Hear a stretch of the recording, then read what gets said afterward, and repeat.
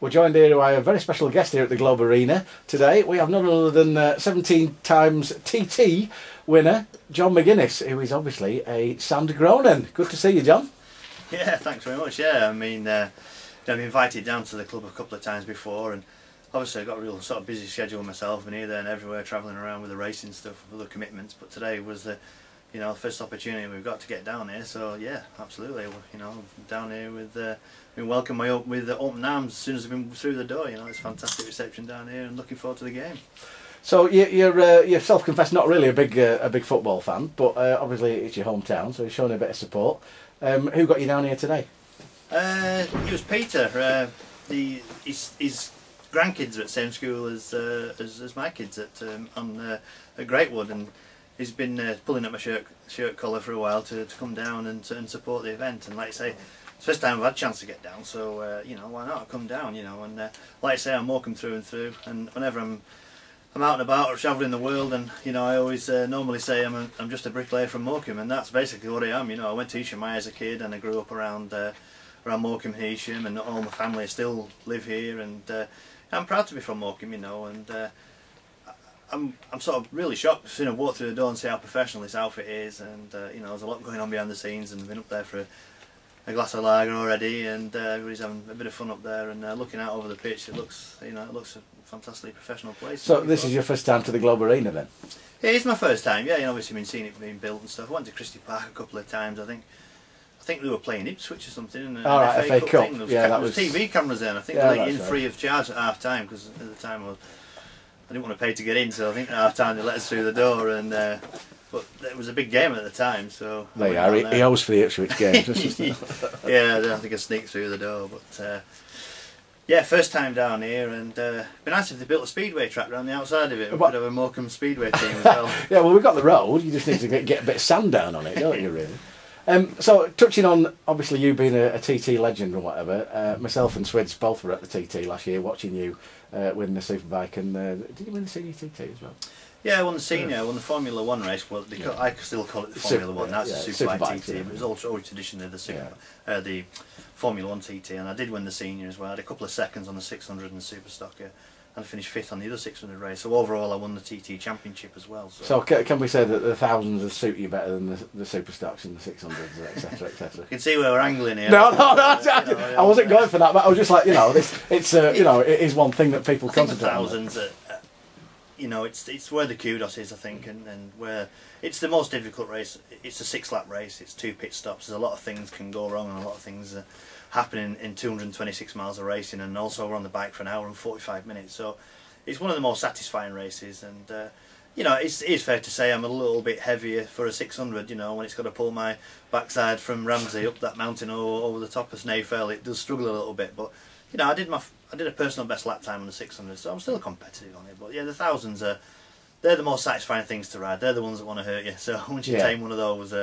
and you're lapping 131 mile an hour laps on a superbike, that's pretty special. Yeah, there's you and Hutchie vying for the spot, isn't there? And I think Hutchie's back this year, is he? Yeah, Hutchie unfortunately, did all these road races, and we call ourselves mad, or other people call us mad, and he had a real bad injury at Silverstone at turn 1, which is the widest and safest corner in British racing, and he got his leg, well, it was more or less severed off the lower part of his leg, and he's had 18 months of real hard rehabilitation, and he's back on the bike. He finished 3rd at Macau, which is a fantastic comeback. But again, we were down at the bike show at London XL, and we were riding these little bikes, doing a little show down there, and he's rebroken his tibia and his fibula against. Has he? Yeah. So now he's got an external fixator back on. So he's 3 months back with the frame on. So he's a defiant bugger. He's definitely. Well, I was going to say the story with him is obviously if he was just rather than a professional athlete,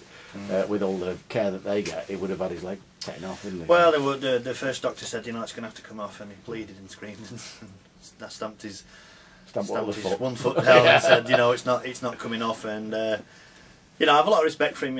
It's a tough game, and even though it's from Yorkshire. Yeah, well, Yorkshire's only there to keep the wind off Lancashire, isn't it, to be fair. I thought I'd let you get that in. But it's like you say, it's like any sport. If you're an athlete, you're not, take no for an answer. And it's your job. You know, isn't it? I looked at his leg, and we looked at him and thought, you know, his career's over, you know, and he's fighting back, and he's one of the fittest, strongest lads on the grid, and I wish him all the best. You know, hopefully he'll be back on the grid. You know, he's got a mega opportunity with Yamaha and this one team, so it won't be through lack of trying. He's not on the grid, and hopefully he will be, as long as I beat him. Yeah, well, obviously, yeah, and us being from Morecambe, we wanted to beat him. So you have, as I was saying before on camera, you have off camera, you have a lot of. Every time I bump into somebody in the Isle of Man, they always want you to win it. You're the big sort of, you're the celebrity favourite, John. Does that weigh heavy on your shoulders, thinking all these people have got high expectations of you? Because obviously 17 wins, it's, you know, I mean, I remember a couple of years ago, you managed not to get, I mean, you were winning, I think you were winning on the... I brought down twice, electrical problems. Yeah, exactly. And I listened to you on the radio, on Mike's radio, and you were sort of fairly laissez-faire about it. You must have been absolutely killing inside, because obviously you were leading on that. And how do you cope with that? Well, it was difficult. In 2009 I broke the lap record. It's still the current record now, and the chain snapped on lap 4, and you know, I was kicking and screaming and huffing and puffing and things, and you know, after 10 minutes somebody offered me a can of Stella and a cheese sandwich, and I thought, well, you know, why not? You know, there's always be another day, and there's always somebody having a worse day than you, and you know, you got to take the positives out of it. Where I was leading, I was competitive, and things were going good, and things out of my hand was you know, it wasn't my fault. So I just come back in 2011 stronger. It is difficult, you know. Sometimes when I think about it, it gives me the shivers, you know. Like we talk about it now, I'm thinking, wow, you know, in another 14 weeks we're going to be there and flying around it. Is that what it is? I think it's 14 weeks. Yeah, it's not better far get saving, away. don't we? Yeah. So, you know, we're going to be doing 200 mile an hour around the streets of the Isle of Man. But I don't know. There's a lot of people want Guy Martin to win at the moment. Guy Martin seems to be the man that everybody wants to win as well. But that's probably TT 3D, because he sort of hogged that film, didn't he? Really, because obviously he's quite a characterist guy. Whereas you're more, you've got a good sense of humour, and you interview really, really well, and you're obviously a very, as you said, you sell yourself as just a brickie from Morecambe, but you're obviously very, very talented. And like I say, he hasn't got a TT win. You've got 17 of them, so he's got a lot of catching up to do, this guy, hasn't he? It was a pipe dream. Honestly, mate, you know, I mean, I went there in 1982 as a kid with my dad, and my dad used to race a little bit, and my dad did the Derby road races, and it was the start of practice week for the TT, and I remember going down Bray Hill and seeing the famous yellow helmet, Joey Dunlop, and obviously Mick Grant and Rob Mack and Ron Haslam, and all these, you know, these iconic races. And it was still part of the Formula One World Championship at the time, and you know, I looked at it and said, you know, I'm gonna win one of these one day, to my dad, and my dad's like, yeah, whatever. And you know, it's to be sat here with 17 is amazing, you know. To chase something you dreamed all your life, to be sat here winning 17, it's just unbelievable.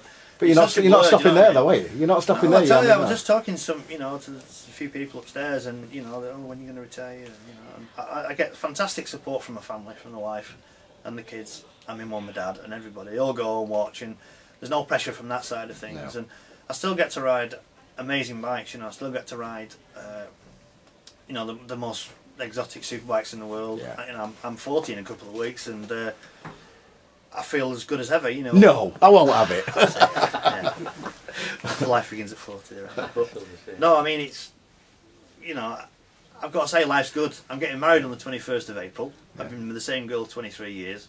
I'm 40 as well soon, so, you know, everything at the moment is good. Just because you might have to grow old, you don't have to grow up. 23 years I've been my sentence, so I thought as well I better make an honest woman of her.